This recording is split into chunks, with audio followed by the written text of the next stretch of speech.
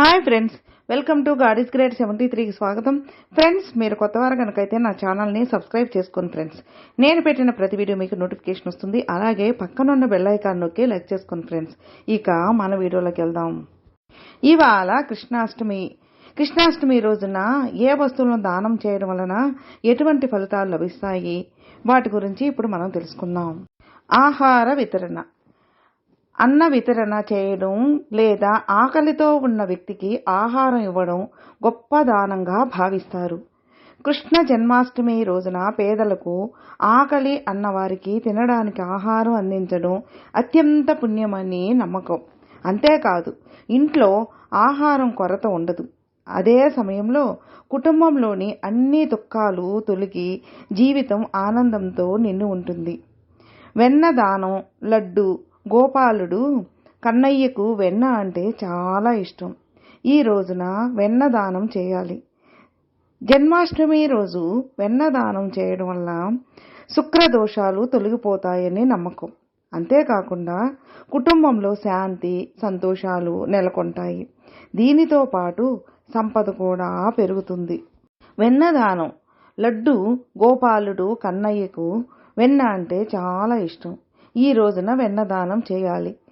జన్మాష్టమి రోజు వెన్నదానం చేయడం వల్ల శుక్రదోషాలు తొలగిపోతాయని నమ్మకం. అంతేకాకుండా కుటుంబంలో శాంతి, సంతోషాలు నెలకొంటాయి. దీనితో పాటు సంపద కూడా పెరుగుతుంది. వస్త్రదానం.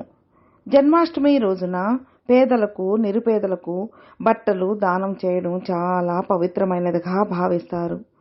ఇలా చేయడం వల్ల వ్యక్తి దుఃఖం, పేదరికం నుండి ఉపశమనం పొందుతాడు. దీనితో పాటు శ్రీకృష్ణుని ఆశీస్సులు కూడా లభిస్తాయి. ఇక నెమలి ఈకలు దానం. శ్రీకృష్ణుడికి నెమలి ఈకలంటే చాలా ఇష్టం.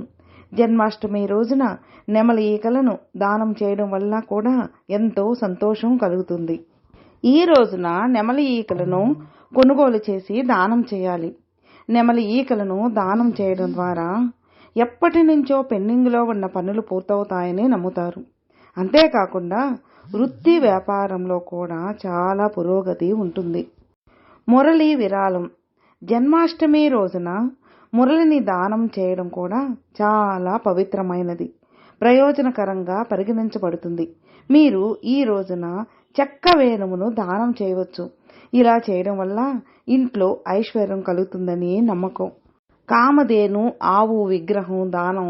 జన్మాష్టమి రోజున కామధేను ఆవు విగ్రహాన్ని కూడా దానం చేయవచ్చు. ఎందుకంటే అది శ్రీకృష్ణునికి ప్రీతికరమైనది. జన్మాష్టమి రోజున తప్పకుండా గోవుకి సేవ చేయండి. ఈ రోజు ఆవుకు పచ్చిగడ్డి ఆహారాన్ని అందించండి. ఫ్రెండ్స్, విన్నారుగా. ఫ్రెండ్స్, మీకు ఈ వీడియో నచ్చితే లైక్ చేయండి, మీ ఫ్రెండ్స్కి షేర్ చేయండి. సబ్స్క్రైబ్ చేసుకున్నట్లయితే ప్లీజ్ సబ్స్క్రైబ్ చేసుకోండి. నేను పెట్టిన ప్రతి వీడియో మీకు నోటిఫికేషన్ వస్తుంది. అలాగే మీ అభిప్రాయాన్ని కామెంట్లో మెసేజ్ చేయండి. ఓం నమః శివాయ నమః.